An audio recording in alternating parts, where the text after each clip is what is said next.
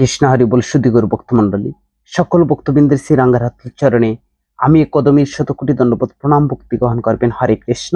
আজকে আমরা আস্বাদন করব জগন্নাথপুরীর বিবিধ নাম ও উড়িষ্যার মহিমা, পুরুষোত্তম ক্ষেত্রের নীলাচল ধামের মহিমা কথা।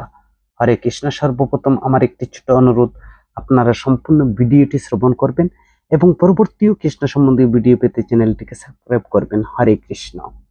ভারতের 4টি মুখ্য ধাম আছে।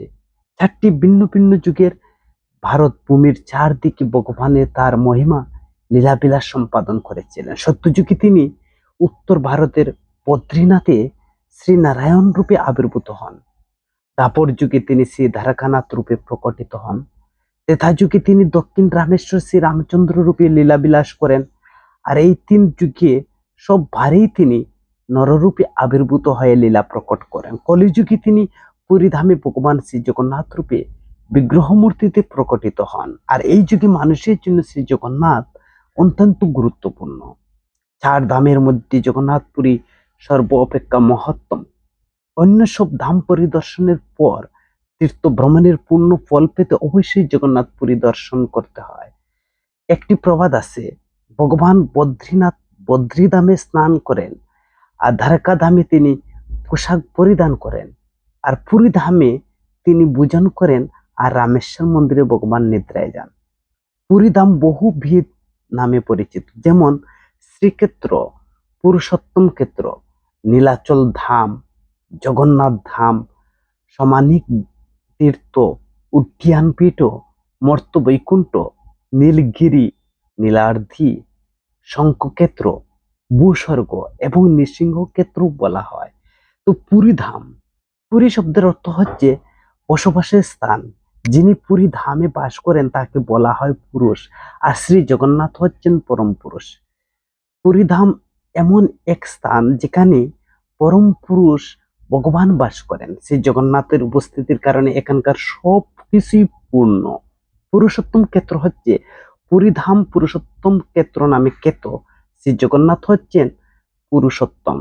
এই স্থানে প্রতি অত্যন্ত প্রীতিশীল হয়ে তিনি নিজ নাম অনুসারে এই স্থানের নামকরণ করেন।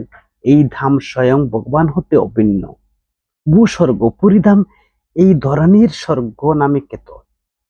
শ্রীক্ষেত্র, এই স্থান যদি বিষ্ণুর ক্ষেত্র, তবুও এই দিব্য স্থান লক্ষ্মী দেবীর দ্বারা প্রভাবিত। গৌড়ী বৈষ্ণব সিদ্ধান্ত অনুসারে পুরীধাম শ্রীমতী রাধারানীর মাধুর্য ভাবের সম্পূর্ণ অনুরঞ্জিত ক্ষেত্র এবং শঙ্খ ক্ষেত্র রয়েছে। পুরীধামের ভৌগোলিক আয়তনে শঙ্খের মতো উড়িষ্যার পবিত্র ভূমি 4টি ক্ষেত্রে বিভক্ত। আর এই ক্ষেত্রগুলোর নামকরণ করা হয়েছে ভগবান শ্রী বিষ্ণুর 4টি অস্ত্র, শঙ্খ, চক্র, গদা, পদ্ম নাম অনুসারে। পুরী ধামের শঙ্খক্ষেত্রের নামে যে পরিচিত ভুবনেশ্বর চক্রক্ষেত্র, যাজপুর গদাক্ষেত্র, কর্ণাক্য বা কর্ণারক্য হচ্ছে পদ্মক্ষেত্র, নৃসিংহক্ষেত্র রয়েছে পদ্ম স্কন্দ পুরাণে অনুসারে যে পুরী ধাম নৃসিংহক্ষেত্র নামে খ্যাত। মহারাজ ইন্দ্রদ্যুম্ন শ্রী মন্দিরে নির্মাণ কাজ সমাপন করে মন্দিরের উদ্বোধন অনুষ্ঠানে ব্রহ্মাকে তিনি আমন্ত্রণ জানানোর জন্য ব্রহ্মলোকে গিয়েছিলেন। আর ব্রহ্মা সেখানে যজ্ঞ সম্পাদন করেন, আর যজ্ঞ থেকে ভগবান নৃসিংহ এক ভয়ঙ্কর মূর্তি প্রকটিত হলো। আর ভগবানের মস্তকের উপর সপ্ত ফণাযুক্ত অনন্ত নাগ শোভা পাচ্ছিল। তিনি তার কুড়ে লক্ষ্মী দেবীকে ধারণ করেছিলেন। মহারাজ ইন্দ্রদ্যুম্ন ভগবানের এই রূপ দর্শন করে ভীত হয়েছিলেন। রাজার প্রতি সদয় হয়ে ভগবান তৎক্ষণাৎ শান্ত মূর্তি শ্রী নারায়ণ রূপ পরিগ্রহণ করলেন। ভগবানের অনন্ত লীলা। সে উৎকল নামে খ্যাত। একটি ঋষিকুল্য নদী মহানদীর মধ্যবর্তী প্রদেশে অবস্থিত। পূর্বে একটি উৎকল দেশ নামে পরিচিত ছিল। স্কন্দ পুরাণের উৎকল প্রদেশের মহিমার বর্ণনা করা হয়েছে। এই পুরাণ অনুসারে দক্ষিণ মহাসাগরের তলদেশে স্থিত উৎকল পরম পবিত্রকারী স্থান। সমগ্র রাজ্য জুড়ে বহু মন্দির এবং তীর্থস্থান বিরাজিত। উৎকল দেশের বসবাসকারী জনগণ সদাচারের দৃষ্টান্ত স্থানীয়। সেখানকার ব্রহ্মগণ সর্বদাই শাস্ত্র অধ্যয়ন এবং যজ্ঞ সমাদরে নিরত থাকেন। সৃষ্টির শুরুতে যজ্ঞ কর্ম বেদ পাঠ উৎকল হইতে উদ্ভূত হয়েছিল। এই প্রদেশ অষ্টাদশ বিদ্যার মহাসাগর স্বরূপ বলে সুবিদিত রয়েছে। শ্রী নারায়ণের আজ্ঞায় উড়িষ্যার প্রতি গৃহে লক্ষ্মী দেবী বিরাজ করেন। এই রাজ্যের জনগণ অত্যন্ত বিনীত এবং স্বভাবগতভাবে লজ্জা নম্র। তারা রোগ ব্যাধি মনোবিকার হইতে মুক্ত। তারা অত্যন্ত নিষ্ঠার সঙ্গে তাদের পিতামাতার সেবা করেন। তারা অত্যন্ত সত্যপরায়ণ। শ্রী বিষ্ণুর প্রতি তারা ভক্তিমান। উৎকলের মানুষ অপরকে সাহায্য করা, নানা কল্যাণমূলক কর্ম করে তৃপ্তি লাভ করেন। লোভ, দৃষ্টভাব, প্রতারণা সেখানে অনুপস্থিত। একসময় উৎকলের জনগণ ভগবত কৃপা অত্যন্ত দীর্ঘায়ু ছিল। নারীগণ ছিল অতিনিষ্ঠ, ধর্মপরায়ণা, শ্রী সম্পন্না, বিনীতা এবং সুশীলা। তারা সুন্দর বস্ত্র পরতেন এবং মূল্যবান রত্ন ভরণের নিচে ভূষিত করতেন। ক্ষত্রিয়গণ সাধারণ মানুষের রক্ষার রূপ সধর্ম আচরণে সর্বদা নিয়োজিত থাকেন। তারা অত্যন্ত ধ্যান ব্রতশীল এবং যুদ্ধ পারদর্শী। তারা প্রচুর যজ্ঞের আয়োজন করতেন এবং প্রচুর দক্ষিণা প্রদান করতেন।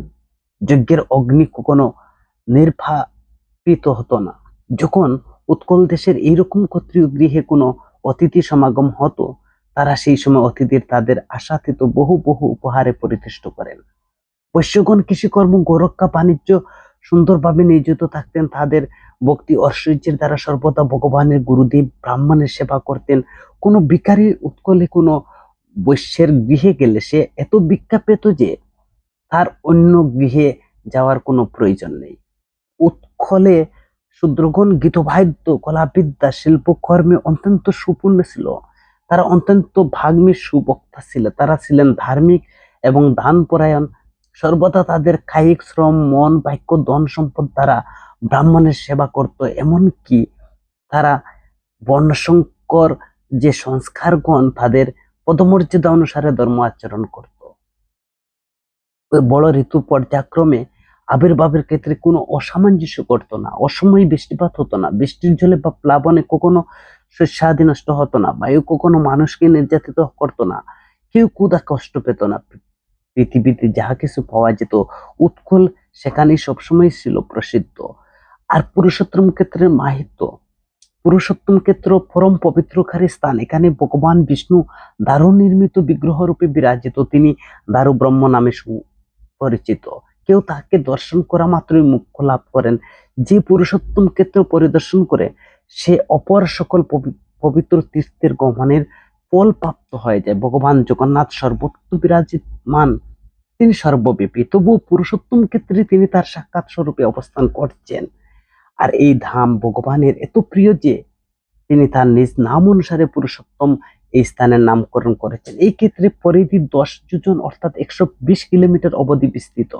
আর এই ক্ষেত্র সমুদ্র হতে অভিব্যক্ত হয়েছে এবং তটবর্তী ভূমিক্ষেত্র ভালুকাবৃত, ভালুকাময়। এই তটভাগে মধ্যস্থানে একটি নীল পর্বত বিদ্যমান। একসময় এই ধরনের প্রলয় জলে নিমগ্ন ছিল। ভগবান শ্রী বরাহদেব পৃথিবীকে উদ্ধার করে যথাস্থানে স্থাপন করলে ব্রহ্মা সকল তীর্থ নদীসমূহ স্থাপনের ব্রতী হন।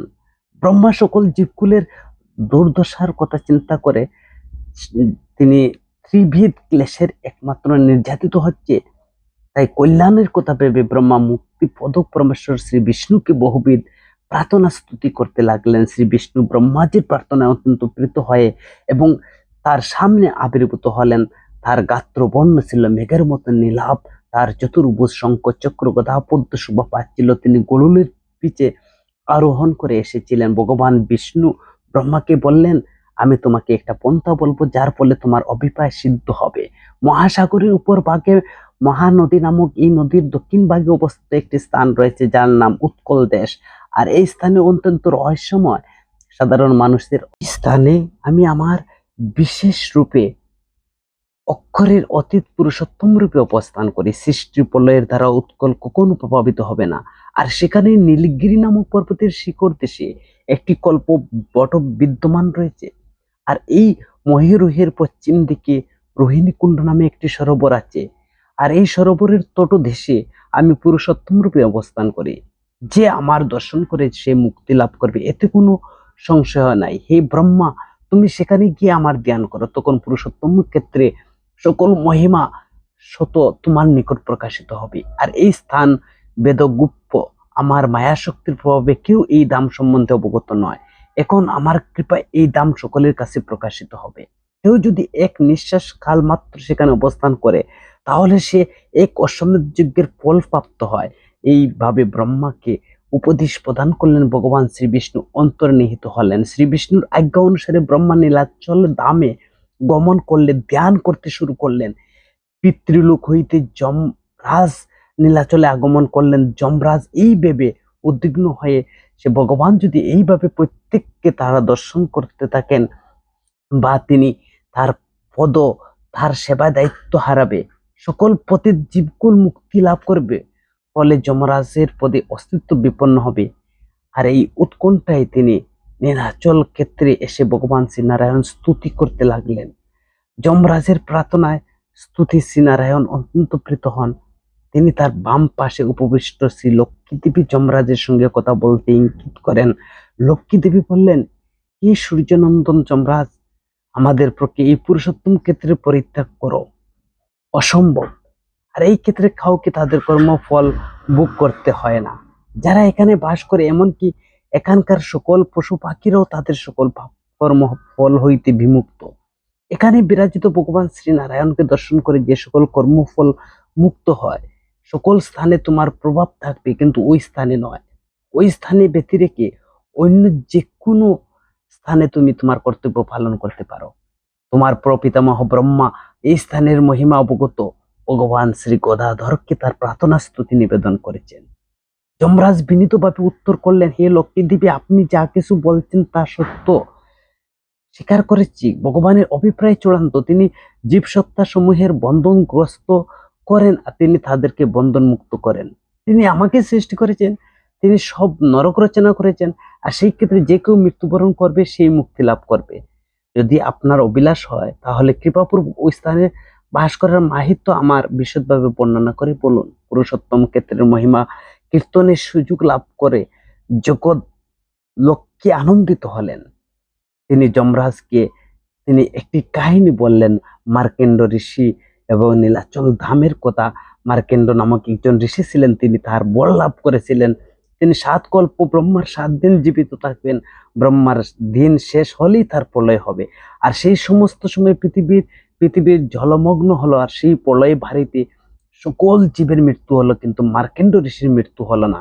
তিনি সেই জলে ভাসতে ভাসতে সে আদি বিস্তৃত জলরাশির অরঙ্গ উচ্ছ্বাসে এই ঋষি অত্যন্ত ক্লিষ্ট হন। দীর্ঘদিন এই প্রভাবে কষ্ট ভোগের পর তিনি নীলাচলের সন্নিকটে একটি তটে উপনীত হন। তিনি দেখলেন যে তটবর্তী ভূমি জলশূন্য এবং জল স্তরে চেয়ে উঁচু। এই ভূমিক্ষেত্রে আদিকায় এক বট বৃক্ষ দণ্ডায়মান ছিল। সবিস্তারে মার্কেন্ড শুনলেন যে কেউ যখন তাকে আহ্বান করছে, মার্কেন্ড, উদ্বিগ্ন হইও না, আমার কাছে তুমি এসো। মার্কেন্ড হলেন, কে আমাকে আহ্বান করলেন? কোথা থেকে স্নেহার্দ কণ্ঠ বেশি আসলো? তারপর তিনি শ্রী নারায়ণ লক্ষ্মী দেবীকে দর্শন করলেন। তিনি তাদেরকে প্রণতি নিবেদন করলেন। ভগবান শ্রী বিষ্ণুকে তিনি অনেক প্রার্থনা স্তুতি নিবেদন করলেন। ভগবান এই ভক্তকে বললেন, তুমি আমার তত্ত্ব অবগত নও, সেই জন্য তুমি ক্লেশ ভোগ করছো। হে মহর্ষি, এই বট বৃক্ষের শীর্ষে আরোহণ করে সেখানে এক বৃক্ষপত্রে আমার শিশুরূপে দর্শন করতে পারবে। তুমি সেখানে তার উন্মুক্ত মুখ খবরে প্রবেশ করে আর সেখানে সুখে অবস্থান করো। মার্কেন্ড এই কথা শ্রবণ করে বিস্মিত হলেন। তিনি সেই মুরুরুহের আরোহণ করলেন এবং ভগবানের শিশু মূর্তি দেখতে পেলেন। ঋষি সাবধানে তার মুখের মধ্যে প্রবেশ করলেন, আর সেখানে তিনি চতুর্দশ ভুবন, ব্রহ্মাদেব সহ সকল দেবগণ, দিগ্গণ এবং সিদ্ধগণ, গন্ধর্বগণ, মুনিগণ, দেবর্ষি সকল সহস্র মস্তক শেষনাগকেও দর্শন করলেন। ব্রহ্মা যা কিছু সৃষ্টি করেছেন সবকিছু তিনি ভগবান শিশু রূপের উদরে দর্শন করলেন। পরিশেষে ঋষি শিশু রূপ ভগবানের মুখ গোবর দিয়ে বহির্গত হলেন। পুনরায় শ্রী নারায়ণ লক্ষ্মী দেবীকে দর্শন করলেন। মার্কেন্ড ঋষিকে দর্শন করে শ্রী বিষ্ণু বললেন, মার্কেন্ড, তুমি নিঃসন্দেহ জানবে যে এই পরম অদ্ভুত স্থান হচ্ছে আমার নিত্যধাম। এই স্থানে কোনো রূপ সৃষ্টি বা প্রলয় সংগঠিত হয় না। এখানে কোনো জলবন্ধন নেই।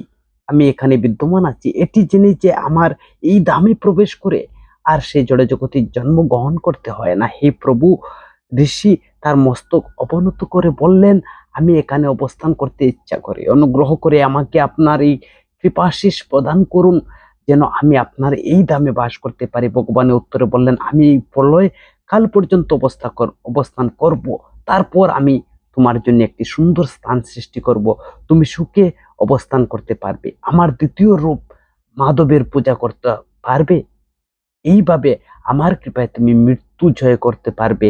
এই বর লাভ করে মার্কেন্ডুই শ্রী শিবকে পরিতুষ্ট করার জন্য তপস্যা করেছিলেন। এই জন্য শিব এখানে মার্কেন্ডেশ্বরীয় নামে পরিচিত। হরে কৃষ্ণ।